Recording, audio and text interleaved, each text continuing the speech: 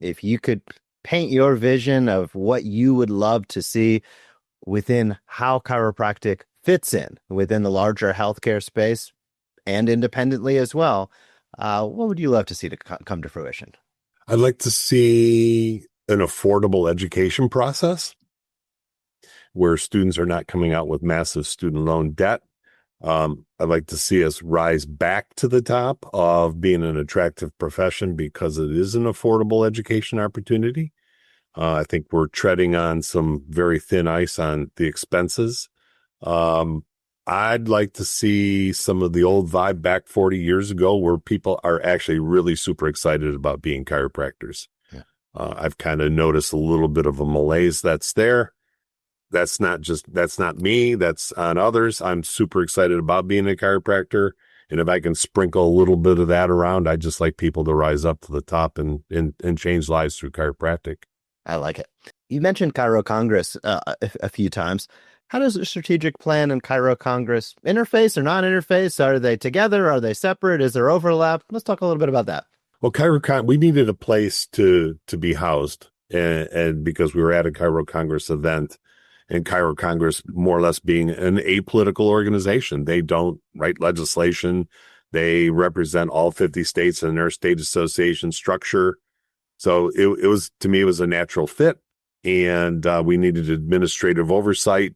So administrative oversight's been a big deal coming out of Chiro Congress.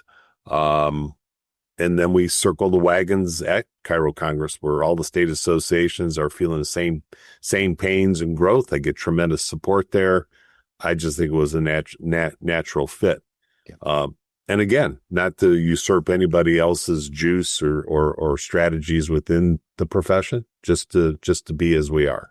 With government affairs, if you were to look a year down the road, you mentioned parity.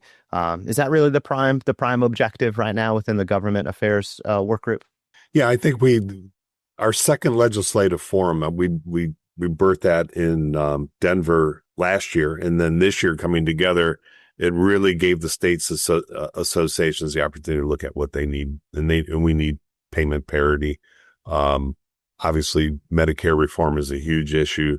There are bills. I think the national associations have done a masterful job of not stepping on each other's toes and keeping that alive. I know there's really good activity in the new administration. The Make America Healthy, again, is a good strategy. We are just looking for ways that we're going to fit in with that, not necessarily driving an initiative with the administration, but to look at how can we support you. They're going through massive changes and massive discussion, and we see that all in the press, but the bottom line is how can we help them, because we're not really in a position to mandate anything. Thanks so much for checking out that interview. If you liked it, we have plenty more available. You can check out the next interview right here.